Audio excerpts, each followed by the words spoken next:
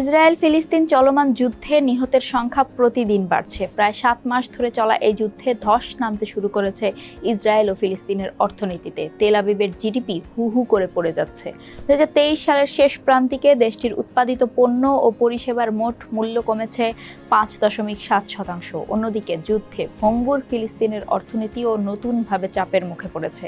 গাজায় প্রায় সমস্ত অর্থনৈতিক কর্মকাণ্ড স্থবির হয়ে গেছে। বিশ্বব্যাংক বলছে, যুদ্ধের প্রভাব দখলকৃত পশ্চিম তীরে ফিলিস্তিনের ব্যবসায়িক কর্মকাণ্ডকে মারাত্মকভাবে আঘাত করেছে। ইসরায়েল ফিলিস্তিন যুদ্ধের মধ্যেই ইরানের সঙ্গে উত্তেজনা তৈরি করে নিজের পায়েই কুড়াল মেরেছে ইসরায়েল। ইরানের সঙ্গে উত্তেজনা শুরুর পর বন্ধ হয়ে যায় জেরুজালেমের অনেক দোকানপাট ও ব্যবসা প্রতিষ্ঠান, যারা এখন শুধু অনলাইন প্ল্যাটফর্মের দিকে তাকিয়ে আছে। ব্যবসায়ীদের অনেকের ধারণা এখন অলৌকিক কোনো কিছুর মাধ্যমে তারা স্বাভাবিক জীবনে ফিরে আসবে। জেরুজালেমে প্রাচীন জিনিসপত্র বিক্রির অন্যতম একটি দোকান জ্যাক গিফটস। এই দোকানের মালিক জ্যাক মিশরিক বলেন, ইরান ইসরায়েল উত্তেজনার পর ব্যবসা কমে গেছে। মানুষ সরাসরি দোকানে এসে কেনাকাটা করছে না। আমরা এখন শুধু অনলাইনেই বিক্রি করছি। তবে আমরা আশা করছি বড় কোনো অলৌকিক ঘটনা ঘটবে, এরপর আবার সব ঠিক হয়ে যাবে। এদিকে বড় আকারে পর্যটক কমে যাওয়ায় অর্থনৈতিক ধাক্কা সামলাতে হিমশিম খাচ্ছে ইসরায়েল। দেশটির কেন্দ্রীয় পরিসংখ্যান ব্যুরোর তথ্য মতে, গত বছরের ফেব্রুয়ারিতে যেখানে দেশটিতে জেরুজালেমে ধর্মীয় তীর্থযাত্রী ও পর্যটক হিসেবে প্রবেশ করেছিল 3,19,100 পর্যটক, তা এবছরে একই সময়ে কমে দাঁড়িয়েছে মাত্র 68,000-এ। ফলে বিপুল পরিমাণ অর্থ হারাচ্ছে তেল আবিব।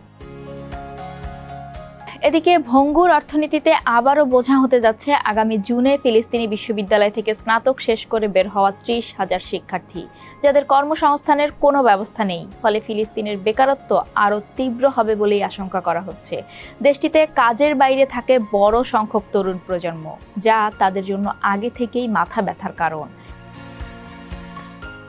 ইসরায়েলের অর্থনীতির অন্যতম বড় খাত কৃষি, সেখানেও লেগেছে যুদ্ধের ধাক্কা। হিজবুল্লাহর আক্রমণের কারণে সীমান্তের কাছাকাছি বাগানগুলোতে এখনও কৃষকদের প্রবেশে রাখা হয়েছে নিষেধাজ্ঞা। ফলে বাগানে আম পাকলেও সংগ্রহ করতে পারছেন না চাষি। এই অঞ্চলের একজন আম চাষি পুষ্ক, তিনি বলেন, আমার বাগানের আমগুলো সংগ্রহ করতে না দেওয়ায় মাটিতে পড়ে যাচ্ছে। আমার অর্থ এখন মাটিতে পড়ে যাচ্ছে। এবছর যদি এমন নিষেধাজ্ঞা থাকে, তাহলে কমপক্ষে আমাকে $5,30,000 ক্ষতির মুখে পড়তে হবে। সব মিলিয়ে এই মৌসুমে বড় অঙ্কের লোকসানে পড়তে হবে বলে জানিয়েছেন ইসরায়েলের দক্ষিণ অঞ্চলের চাষিরা।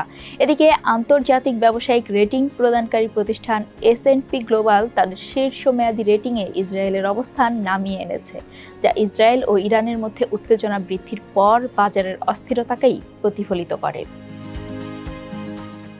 তবে অর্থনৈতিক বিপর্যয়ের পরও এবছরকে বড় বিনিয়োগের বছর হিসেবে দেখছে ইসরায়েলের অনেক স্টার্টআপ প্রতিষ্ঠান। এ বিষয়ে online global venture investment platform our ক্রাউডের প্রতিষ্ঠাতা ও সিইও জন মেদভেদ বলেন, চলতি বছরের প্রথম প্রান্তিকে ইসরায়েলের স্টার্টআপগুলোতে প্রায় $200 কোটি বিনিয়োগ হয়েছে, যা এখন পর্যন্ত সেরা বিনিয়োগের বছরগুলোর অন্যতম। অন্যদিকে পশ্চিম তীর ও গাজায় স্বাভাবিক অবস্থা ফিরে আসার স্বপ্ন দেখছেন ফিলিস্তিনের জনগণ।